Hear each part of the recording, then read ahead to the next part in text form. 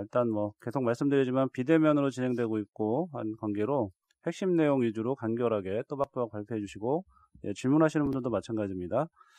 네, 가장 먼저 발표할 리포트는 LG전자입니다. 고정우 연구원. 예, 어제 LG전자가 이제 공식적인 입장을 발표를 했습니다. 스마트폰 사업의 이제 경쟁력을 냉정하게 판단해 모든 가능성을 열어두고 사업 운영 방향을 면밀히 검토하고 있다라고 얘기를 했습니다.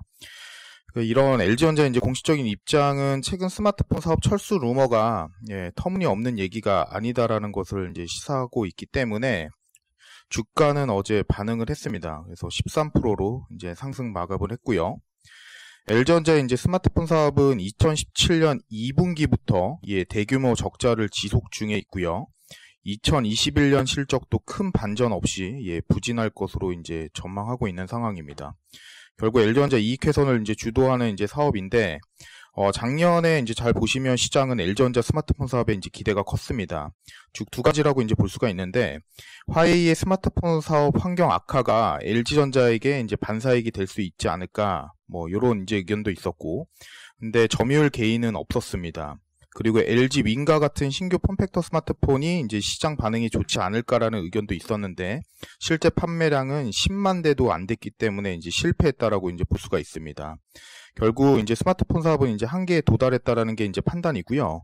그리고 이제 스마트폰 시장의 경우는 모두가 성장하는 시대는 이미 지났고, 니치 플레이어라고 볼 수 있는 LG전자가 누릴 잠재 성장률은 과거보다 더 낮아졌다라고 저희는 봅니다. 만약에 LG전자가 스마트폰 사업을 철수한다라고 가정하게 되면 실적 변화 21년 저희 추정치 기준으로는 매출액은 5조 원 수준이 이제 감소해서 63조 정도 볼 수 있었고요. 다만 이제 영업이익은 7,500억 정도 수준이 개선되어서 기존 3.5조 원에서 4조 원대로 이제 증가할 수 있다라고 볼 수 있을 것 같습니다. 아직 이제 스마트폰 사업을 이제 매각하는지 철수하는지 조직을 더 슬림해야 하는지는 알 수 없지만 생각이 바뀌고 있고 사업에 변화가 생길 수 있다는 거는 LG전자 주가에 긍정적일 수 있다라고 저희 봅니다. 이상입니다. 저기 질문 좀 드리겠습니다. 네, 말씀하십시오. 철수를 가정한다면은 이익 증가하는 부분은 방금도 코멘트 주셨는데 밸류에이션 부분에 있어서도 좀 더 줄 수 있는 부분이 있을까요? 이게 이제 밸류 측면에서 놓고 보면 지금은 마이너스대로 기업 가치를 지금 하락을 유도하고 있기 때문에 이 부분이 만약에 제거된다라고 하면 당연히 기업 가치는 이제 올라갈 수가 있습니다. 그래서 현재 이제 저희가 보고 있는 이제 가치 부분 자체는 5천억 정도 이제 수준이다라고 이제 보고 있습니다. 다만 이게 기업 가치 측면에서 뭐가 최선이냐라고 놓고 보면 당연히 이제 매각이 최선입니다. 왜냐하면 이제 대규모 적자 해소와 함께 영업권이라든지 이제 특허 가치에 대한 현금 유입이 이루어질 수 있기 때문이라고 이제 볼 수가 있습니다. 이제 다만 앞서 말씀드린 것처럼 매각 또는 철수 또는 조직 슬림화와 관련된 구체적인 결정이 아직 없기 때문에 이 부분과 관련돼서는 조금 더 면밀히 살펴볼 필요가 있지 않나라고 봅니다. 네, 수고하셨고요. 이어서 미국 바이든 취임 연설 관련해서 조현주 연구원. 네, 오늘 새벽 2시에 바이든의 취임 연설이 있었습니다. 결과론적으로 내용은 굉장히 평이했고요. 시장에서 기대했던 대규모 투자나 증세, 중국에 대한 스탠스 같은 내용은 전혀 없었습니다. 결국에는 이날 상승세를 보였던 미국 주식시장은 오히려 취임 연설 직후에 소폭 조정을 보였고요. 그동안 연초 이후에 좀 바이든 대규모 재정 지출로 인해서 강했던 금융주라든가 아니면 에너지 그리고 그린 섹터 같은 경우는 오히려 소폭 하락 마감했습니다. 취임 연설은 다소 밋밋하고 시장 예상치를 하회를 했지만 저희는 여전히 향후 정치적 이벤트는 악재보다는 호재가 더 많은 상황이다라고 생각을 하고 있고요. 특히 첫 업무로 바이든 대통령이 제가 3페이지에 정리한 17개의 행정명령을 모두 서명했습니다. 그래서 10분 전에 서명했다라는 뉴스가 나왔고요. 그리고 1월 내에 모든 캐비넷을 확정을 목표로 하고 있기 때문에 빠르게 정책을 실현하려는 의지는 높다. 높다라고 판단을 하고 있습니다. 결국 앞으로 정책 기대감의 유효성은 결국 바이든이 제시한 1.9조 달러를 얼마나 빠르게 실행하는지가 판단하는 지표가 될 것 같고요. 저희는 일단은 재정 지출에 따른 경기 민감주 중심의 랠리에 대한 의견을 유지합니다. 그래서 선임은 기간 동안은 정책이 구체화되는 시점에 주가 레벨의 정당화되는 국면이 좀 이어질 것으로 예상하고 있습니다. 이상입니다. 특히 오늘 나 같은 경우는 세게 올랐잖아요. 넷플릭스 실적이 좋았다, 이런 게 주 내용인데, 지금 빵주들 주가 향후 전망이랑 지금 실적 시즌이다 보니까 빵주들 실적 전망은 어느 정도로 예상하고 계시는지 여쭤볼게요. 네, 일단 미국 기업들 전반적인 실적은 2021년 같은 경우는 전년 대비해서 EPS가 31% 증가율입니다. 트럼프가 감세 정책을 실행했을 때가 20%니까 사실 감세 정책 했을 때보다 실적 기저효과가 굉장히 높은 상황이고요. 특히 1, 2분기에 미국 기업들의 실적이 굉장히 좋습니다. 그래서 빵주들도 마찬가지이고요. 다만 문제는 빵주 내에서의 차별화 흐름이 좀 예상이 되는데요. 넷플릭스라든가 애플이라든가 아마존 같은 경우는 오히려 실적에 큰 영향은 없는데, 구글이라든가 페이스북 같은 경우는 지금 현재 주 정부에서 소송이 진행되고 있는 상황입니다. 그래서 이러한 것들이 조금 주가의 상단을 막는 요소로 작용을 할 수 있기 때문에 결국에는 빵주 내에서도 이 규제에 따른 주가 차별화를 예상을 하고 있고요.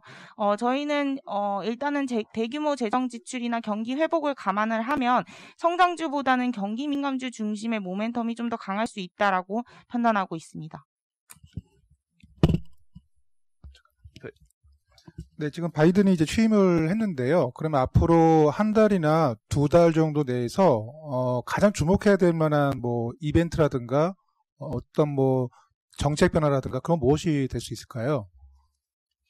네, 일단은 가장 중요한 거는 결국엔 1.9조 달러라는 경기 부양책이 언제 실행이 될 건지라고 볼 수가 있겠고요.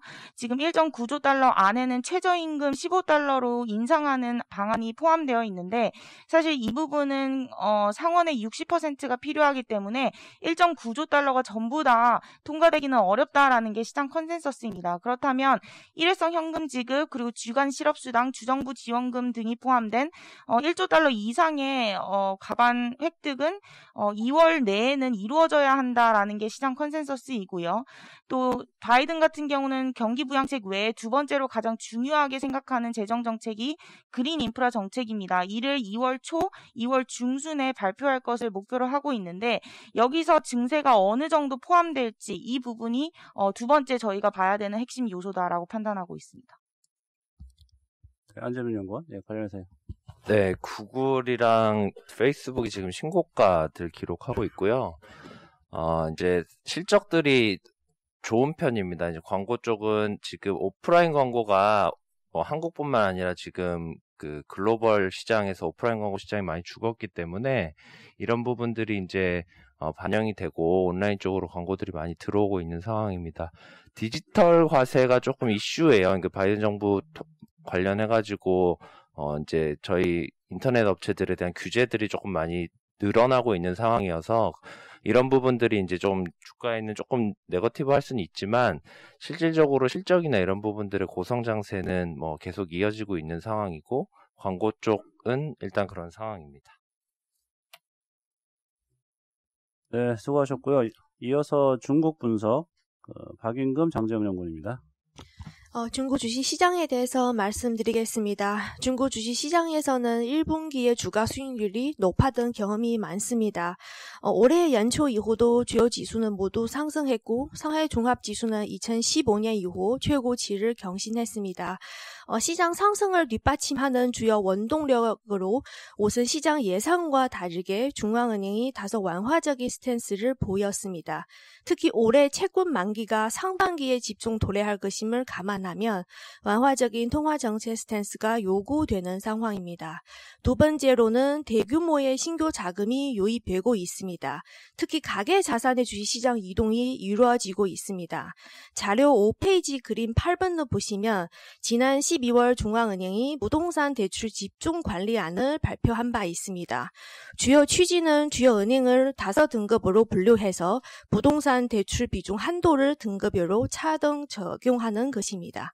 중국 경제의 회색 콧불소로 인지되어 왔던 부동산 버블이 더욱 강하게 통제될 전망입니다. 이에 가계 부동산 투자를 통한 이익 창출은 더 이상 유효하지 않을 것입니다.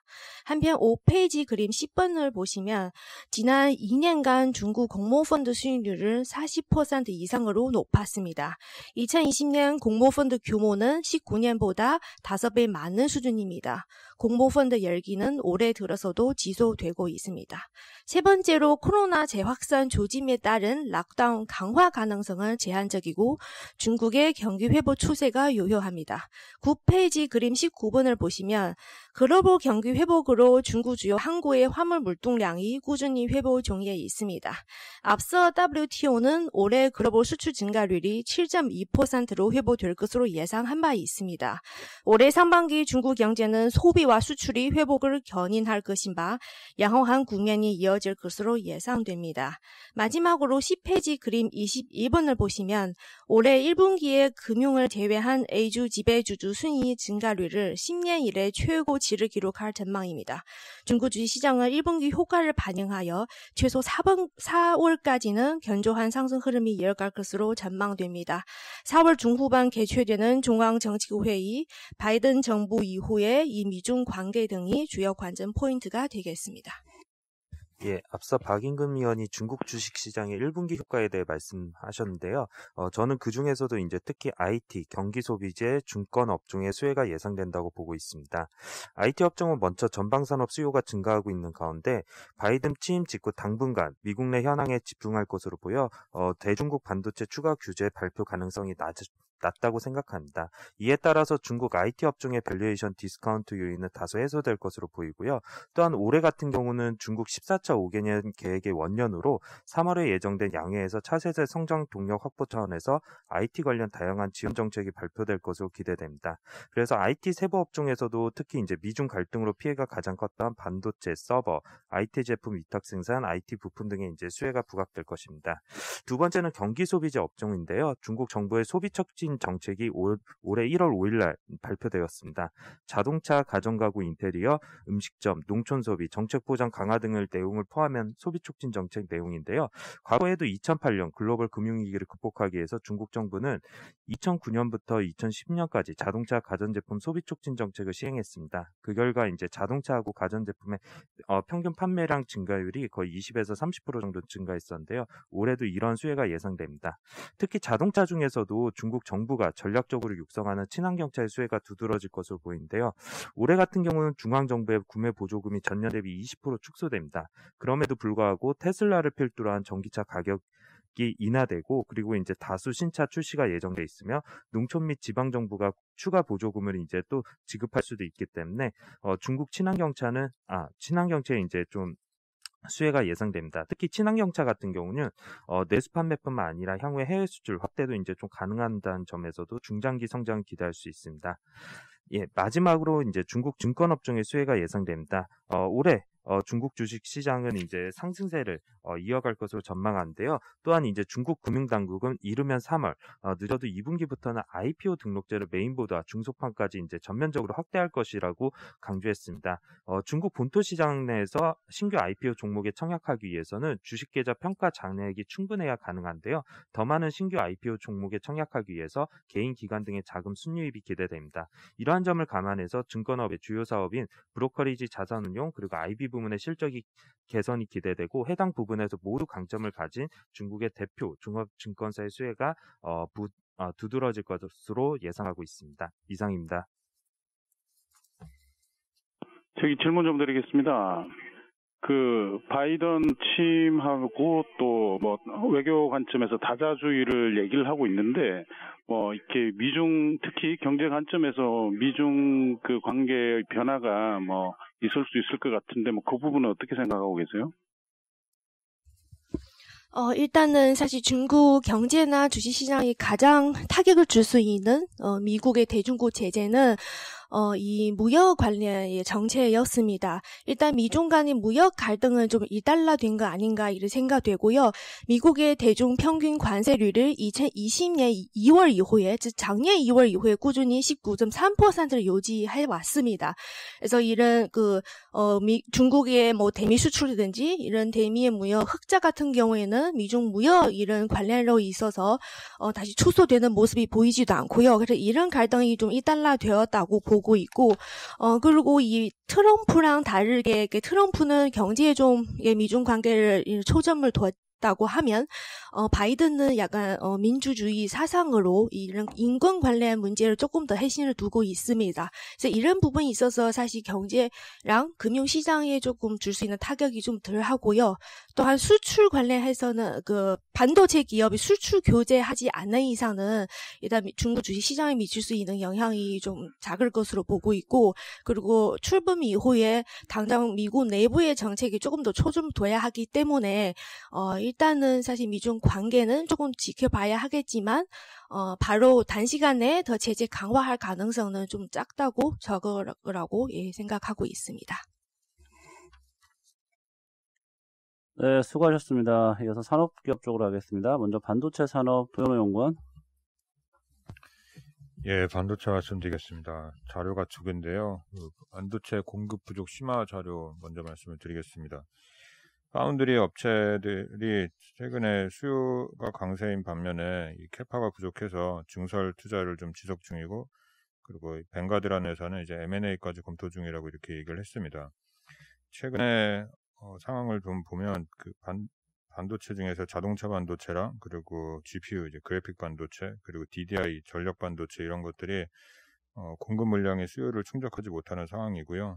엔비디아가 4월 달까지 자기네도 이제 그래픽 카드 공급 부족이 해결되지 못할 거다라고 얘기를 했고, 일부 이제 자동차 업체들은 자동차 반도체가 없어갖고 차를 이제 못 만드는 경우도 생길 정도로 최근에 파운드리 캐파가 상당히 좀 부족한 상황입니다.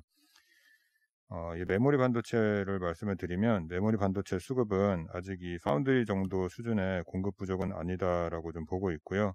근데 저희는 D램은 1분기 중순부터 이런 상황이 좀 발생이 되지 않을까 이렇게 보고 있고, 낸드는 3분기부터 쇼티지가 벌어질 거다 이렇게 생각을 하고 있습니다.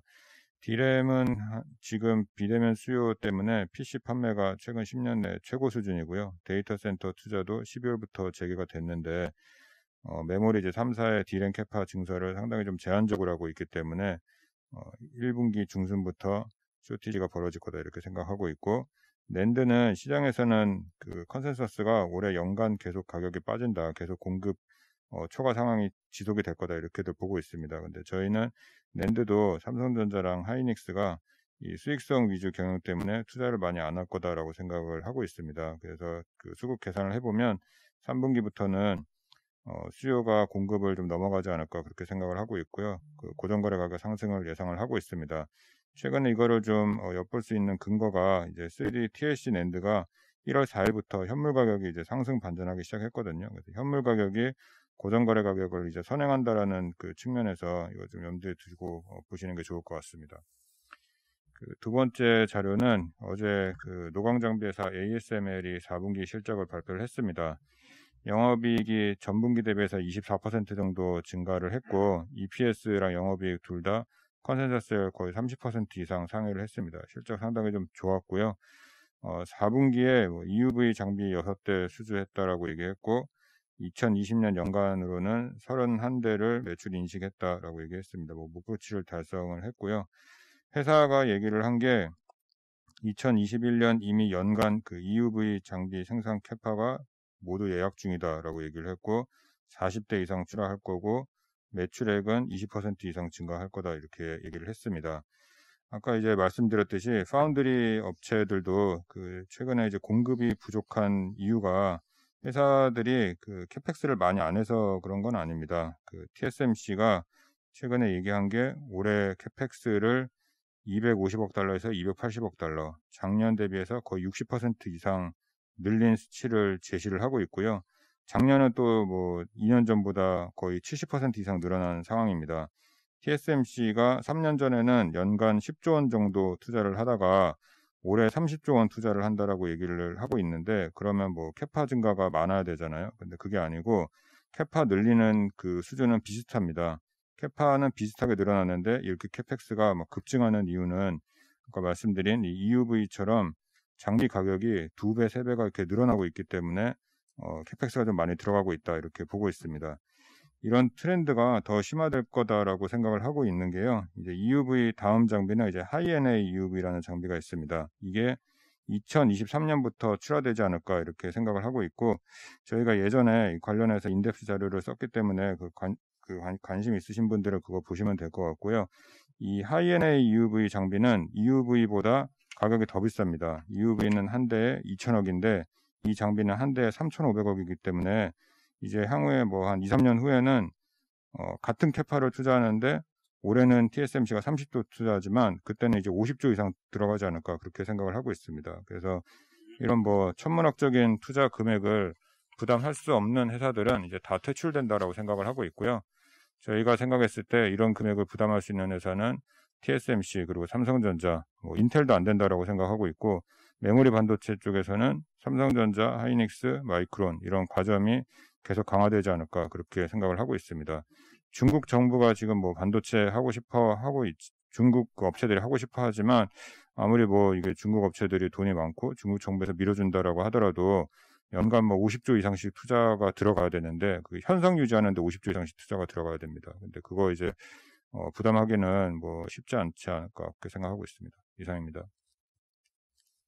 네, 질문 좀 드리겠는데요. 지금 반도체 산업의 이제 공급 부족을 언급을 하셨는데, 반도체 관련된 주식들은 이러한 환경들을 어느 정도 주가에 반영하고 있다라고 생각하세요?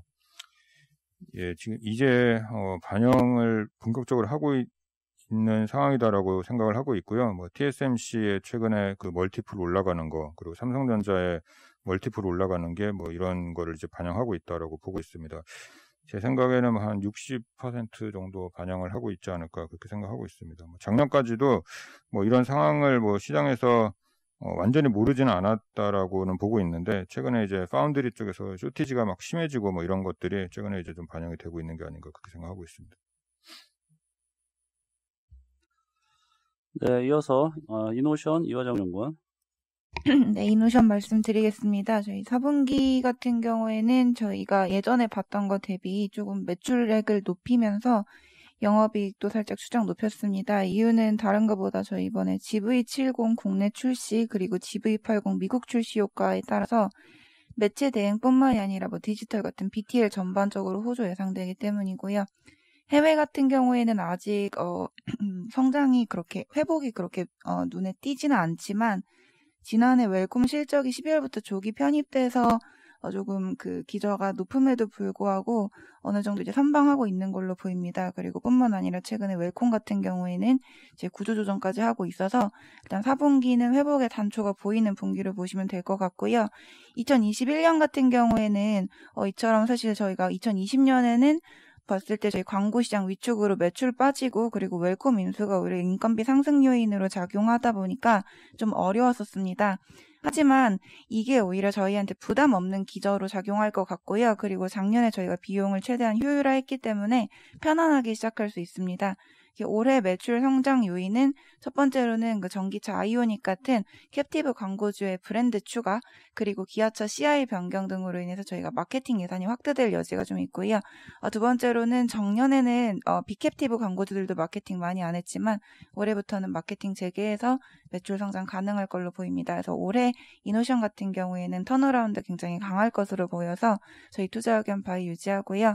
저희 배당 같은 경우에는 보통 40%가 저희 상한인데 2020년 같은 경우에는 조금 이례적으로 50% 수준으로 배당 성향 높여서 DPS 맞출 걸로 보입니다.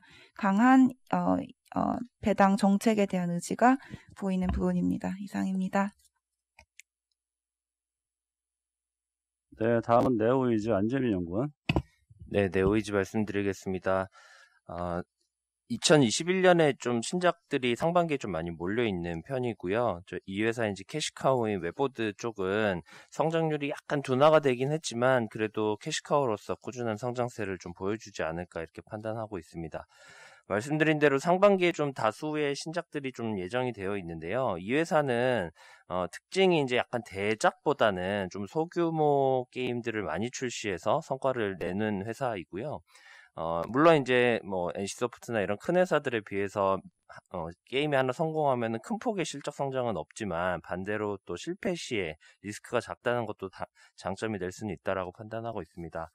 작년 2월 달에 스팀이라는 글로벌 이제 PC 플랫폼에서 스컬이라는 게임이 출시를 해서 약간 대박이 났었는데요. 뭐 그 당시 글로벌 탑5 정도까지도 올라갔었고 꾸준히 이제 매출을 기록을 하고 있는데 정식 출시가 이제 오늘 이제 저녁에 이제 나옵니다. 그래서 좀 이런 부분들이 일단 모멘텀이 될 것 같고요. 이외에도 뭐 메탈 유니, 블레이드 어설트 등등 해서 다수의 게임들이 좀 준비 중에 있습니다. 웹보드는 뭐 그림 2번 자료 4페이지 그림 2번 보시면 매출이 그래도 꾸준히 성장하는 모습들을 보일 것 같아요. 20년에 규제 완화 효과가 있어서 좀 크게 올랐지만 여전히 마진율이 상당히 높은 이 웹보드 게임은 실적 성장에 기여를 할 거다라고 보고 있고 올해도 뭐 영업이익은 10% 이상 14% 정도 성장하는 모습들 보이지 않을까 이렇게 생각하고 있습니다. PR이 원래도 그렇게 높은 편은 아닌데요. 최근에 주가 조금 조정받으면서 9배 정도 수준으로 떨어져 있어서 밸류에이션 부담 없다라는 측면에서 중소형주 중에서 추천드리도록 하겠습니다. 이상입니다. 네, 다음은 BH 이규화 연구원. 네, BH가 이제 본업 같은 경우는 지금 애플 쪽으로 대부분 나가고 있고, 전기차랑 이제 5G 관련된 신사업이 이제 올해부터 본격적으로 발생을 하기 때문에 주가가 이제 최근에 좀 많이 눌려 있어서 좀 본격적으로 올라갈 수 있는 기회가 되지 않을까 생각을 하고 있습니다. 일단 먼저 본업은 지금 이제 애플 판매가 뭐 아이폰 12 시리즈가 좋긴 하지만 지금 작년 11월부터 이제 판매가 됐기 때문에 사실상 그렇게 많이 늘지 않았고요. 올해 같은 경우 오히려 이제 1, 2분기에 작년 기저 효과가 좀 있기 때문에 본격적으로 이제 출하량이 회복할 것으로 예상을 하고 지금 이제 특히 OLED 침투율은 확대되는데 경쟁 강도가 좀 약화될 것으로 기대를 하고 있습니다. 그러니까 삼성 전기랑 BH가 사실상 이제 가장 큰 그 애플의 지금 OLED 부품 벤더인데 삼성 전기가 사업 효율화를 위해서 이제 올해 하반기부터 신제품에는 아마 이제 그 탑재를 안 할 가능성이 높고요. 그렇게 되면 BH가 원래 이제 점유율이 뭐 60% 정도 됐었는데 뭐 최소 이제 70% 이상으로 점유율이 좀 올라갈 것으로 기대를 하고 있습니다. 이런 것 때문에 이제 관련된 매출액이 올해 한 32.8%로 전년비 확대될 것으로 예상을 하고 있고요. 신규 사업이 이제 전기차 배터리 패키지 쪽으로 FPCB가 새로 이제 들어가는 게 있습니다. 이게 과거에는 와이어 하네스로 연결되는 부분이 뭐 스펙이 좀 더 이제 그 전기 전력량이 이제 올라가면서 FPCB로 교체되는 부분이 있고 무게나 이런 것들도 훨씬 이제 FPCB가 유리하기 때문에 바뀌는 거고요. 올해 같은 경우는 300억, 내년에 이제 500억 정도로 규모가 일단 크진 않지만 지금 전기차 시장이 워낙 이제 빠르게 성장하는 산업이기 때문에 동사에게도 새로운 기회가 좀 될 수 있을 거라고 생각을 하고 있습니다. 다음 5G 안테나 케이블도 계속 말씀을 드렸지만 본격적으로 이제 5G 출하량이 올라가는 게 이제 올해부터이기 때문에 뭐 지금은 삼성전자 위주로만 나가고 있는 게 이제 내년부터는 뭐 애플이나 다른 중화권까지 좀 늘어날 가능성이 있어서 이 관련된 전기차랑 5G 안테나 모멘텀이 뭐 지금은 이제 올해 기준으로 10% 정도로 아직은 좀 적지만 2024년 되면 거의 이제 50% 가까이 비중을 차지할 거로 예상을 하기 때문에 지금 주가가 어떻게 보면 좀 싸기 때문에 좀 기회라고 생각을 하고 있고요. LG이노텍이 이제 어제부터 이제 주가가 또 이제 오르기 시작을 해서 다음 주 이제 애플 실적 발표 기대감도 있고 뭐 그런 부분 종합해서 봤을 때 지금이 BH 좀 조금 매수할 수 있는 기회가 되지 않을까 생각하고 있습니다. 네, 이어서 하츠 네, 질문 좀 드리겠습니다. 네, 말씀하십시오. 예, 뭐 BH 내용은 아니고요. 그 LG전자가 이제 핸드폰 쪽 사업을 철수한다고 가정을 하면 저희 핸드폰 부품업체들은 뭐 어떤 영향들을 좀 받을 수 있을까요? 일단은 뭐 사실 이제 어떤 회사가 인수할지에 따라서 좀 바뀌겠지만 저희는 뭐 조금이라도 좀 긍정적일 수 있다고 보고 있고요. 아무래도 특히 이제 미국 같은 시장은 LG전자가 나름 이제 좀 잘하고 있는데 삼성전자가 그쪽에서 점유율을 좀 더 가져올 수 있는 부분이 있을 수 있어서 뭐 최소한 중립에서 조금 긍정적인 쪽으로 보고 있습니다. 네, 이어서 하츠 백준규 연구원. 네, 하츠 말씀드리겠습니다. 하츠는 저희 스몰캡팀 올해 연간 추천 종목이고요. 지금까지 이제 주가는 잘 올라가고 있습니다. 근데 이제 제가 자료를 쓴 이유는 투자 포인트 하나를 좀 강조드리고 싶어서 일단 나왔고, 어떤 점인지 좀 말씀드리겠습니다. 작년에는 하츠를 저희가 추천을 드릴 때는 경쟁사 파산에 의한 반사이익이 있다라는 게 이제 주요 포인트였었는데요. 근데 올해 같은 경우에는 그 첫 번째 저희가 첫 페이지 차트 보여드린 대로 2021년에 대형 건설사 위주로 주택 공급 물량이 이제 늘어납니다. 그러면 이제 하츠 같은 경우에는 사실 B2C도 중요하지만 B2B가 사실은 메인이거든요. 그래서 하츠의 월봉 차트를 좀 보여주시겠어요? 2014년도, 15년도를 아마 기억해 보시면 이 당시 때 건자재가 굉장히 주가가 좋았었는데요. 그거를 이제 첫 번째 그림 차트를 보시면 2015년도 때 5대 건설사 공급 물량이 굉장히 높아집니다. 근데 내년에, 그러니까 올해도 이제 대형 5대 건설사의 공급 물량이 늘어날 거라고 이제 예상이 되고 있고, 전년 대비 48% 늘어날 것 같고요.